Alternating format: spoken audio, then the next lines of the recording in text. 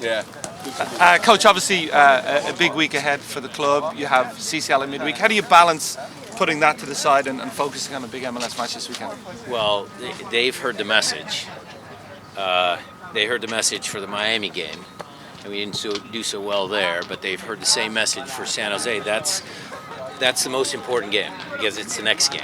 And whoever steps on the field in San Jose, they should know what the expectations are.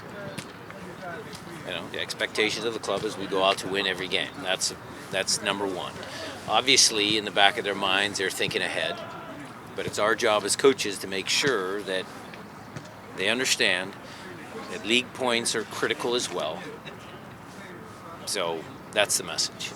Given that you've had a full week of preparation for this game, does that mean everybody is available? You're looking for the strongest team, or should we expect to see some rotation ahead of Wednesday? Start the strongest team possible just to get in some rhythm, and then we'll see how the game goes. Now, San Jose obviously move on from the manager. You talk to a lot of coaches, like you never want to be the coach who's playing against a team after they've just fired a coach. I mean, what do you make of that situation? How do you feel about that coming in? Well, it's going to make the game tougher. You always get the new coach bump, and so they will be a motivated crew. Maybe they played a mixed group for their Open Cup game, but even that mixed group, it's a win for the club. It was a big win. Those little details of momentum matter. So we're expecting a hard game, and we'll go from there. Yeimar obviously back in training this week and back available. Just a little bit on Jackson, how well he's done, and how tough a decision that is now having a couple of defenders playing really well. Well, there is competition now, I can say it. Look, Yeimar is a tremendous player. Had a very good season last year.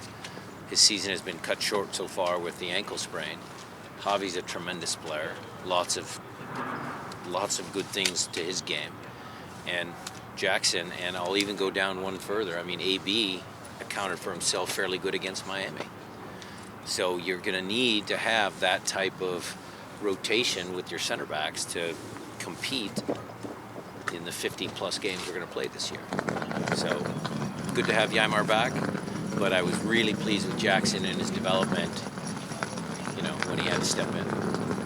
Just last one from me. On San Jose, they did play a certain way under Almeida that was perhaps a little bit different. Do you expect completely go away from that this weekend, or does that add to the element of not knowing what you're going to see? We'll see what they do, but I'm assuming that they're going to go away from that. He's no longer here. It was an unorthodox style.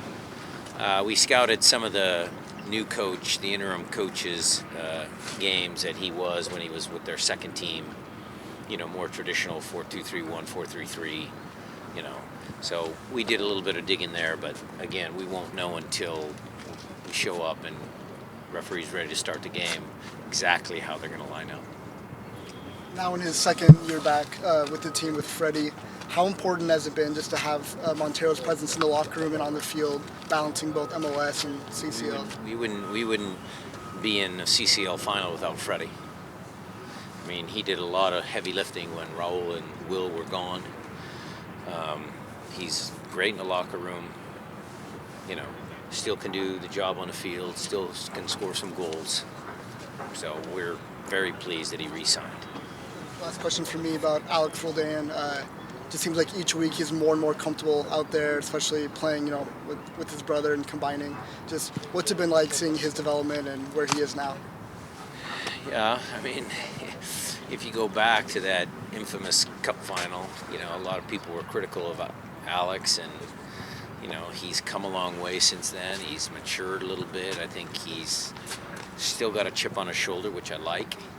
Obviously, playing with his brother, I think that's a great storyline because you can see the synergy that they have between them. And so, Alex just has to keep his foot on the gas. He cannot afford to slow down because he can still continue to improve.